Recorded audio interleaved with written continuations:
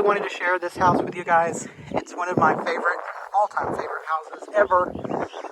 My family on my dad's side used to be tenant farmers who farmed the French Broad River Valley, which right along this tree line is the French Broad. A large part of this land used to be owned by the Kelly family, and they worked for the Kellys. And my family has a lot of historic ties to this area. It's now part of Seven Islands State Birding Park. They've done a lot of changes recently. It's been a long time since I've been here. There used to be a beautiful, huge barn here, and a milking parlor, and several other outbuildings, but I guess the state has removed all of those, and the Kelly house sits up on the hill behind this one, and a lot of the outbuildings are gone from it as well. But this house actually just sits open, and we can go inside, and it's a great preservation example of preservation in place. When I first started coming up here, there was still examples of wallpaper, and the house even had some furniture in it. You can see the Kelly house up there on the hill, which used to own most all of this valley. They came in and just kind of spray painted everything and opened it up so people can come inside, which is great. I'm glad it's not sitting here boarded up, but I just see so many possibilities for a museum in this space. It's really what I would love to find and put all my stuff in and do videos for you guys, but she's looking a little rough since last time I was here. But this area is just absolutely beautiful. This whole little bend in the river back here used to house hundreds of people. There used to be a lot more houses than there are left today. And unfortunately, over the years and with the land being preserved, those houses no longer had a value. So I'm really glad that they decided to keep this one.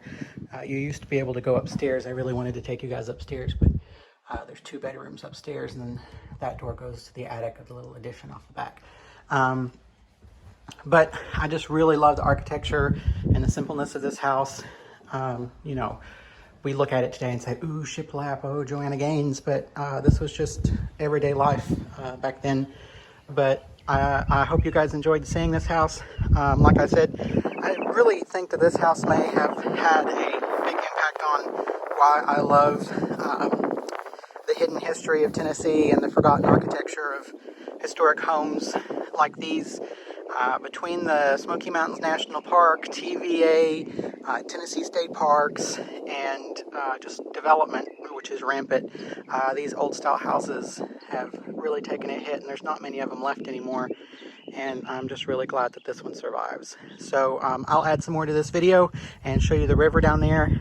You could drive right down to the river, and there was a boat dock. My family used to get native Tennessee pearls out of the river down here, and my grandmother has some rings made out of them. But just wanted to show you guys around. Looks like they planted an orchard over here, which is nice. I miss the barns. So stick around and I'll show you some more.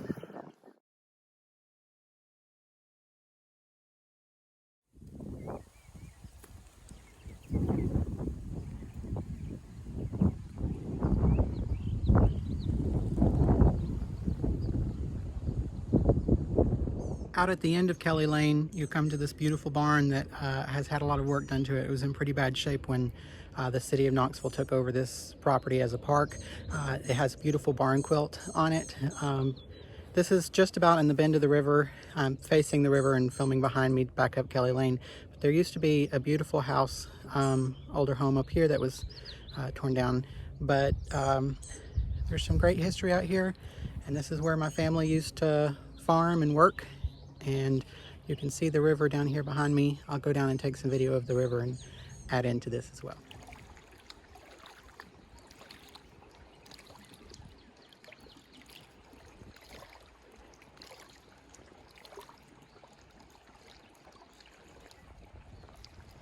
I don't know if you guys can hear it, but the water, when the wind blows, laps up into all of these caves that are just below the water surface along this outcropping here along Kelly Bend in Seven Islands. And it makes this very distinct plunking noise that sounds like some very strange musical instrument. that serenade you while you are along the river.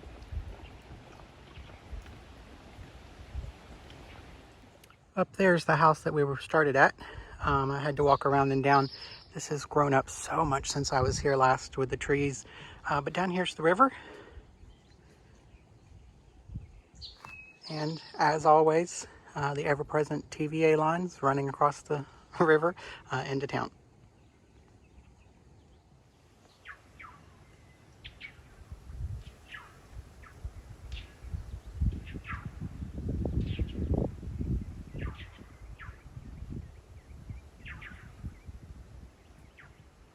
That's the sound of the wind making the high-powered cables hit together, and they let off a high-pitched alarm sound when they hit together. It sounds like some crazy bird, but it's actually just the power cables. There's the house where we started. Here's the river. There used to be a tether with a boat that went across to the other side, and the workers would use that to get back and forth depending on what farm they were working on. And I've been told that they used to have a basket down here that they would leave in the river with watermelons in them, so that the river water would cool the melons while they were working all day, and then when they stopped for a break, they had nice chilled melons of any kind, watermelons or cantaloupes. But this pathway runs along the river, and it's grown up so much since last time I was here. It's really beautiful out here though.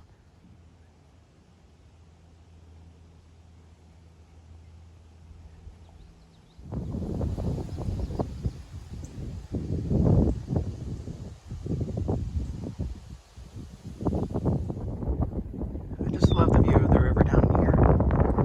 You can usually see otters and beavers, or you used to be able to. I haven't seen any today. I knew that they were putting in a bridge up here to get to one of the 7 islands. This area is known as 7 Islands because of the river, the islands in the river. But I did not realize that the bridge was to be so massive and permanent. It's like a freeway overpass here in the middle of the park, and to be honest, I am not a fan. Comes off the farmland. Again, used to be part of the Kelly farm, and comes down. It's just a big modern metal scar in the middle of all this pretty land.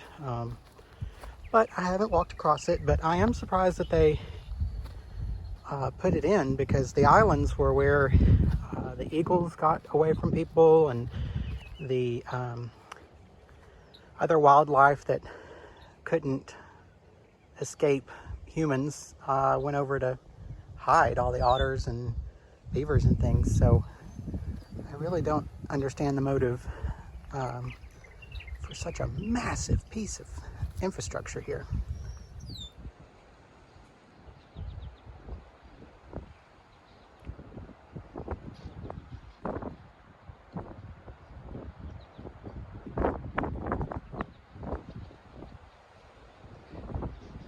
Guys, I really cannot express how shocked I am by how ugly this bridge is. On down around that way, there used to be a campground that they would come down to, and they had a stove that they would leave down there. And when it got really hot in the summer, they would actually camp down here next to the river. It's always breezy. And the shallows there, where you see one of the small islands, there's ripples in the water. That's where they used to find all the freshwater pearls. I'm told you used to just be able to reach down in the water and pick them out, but I don't think you can anymore.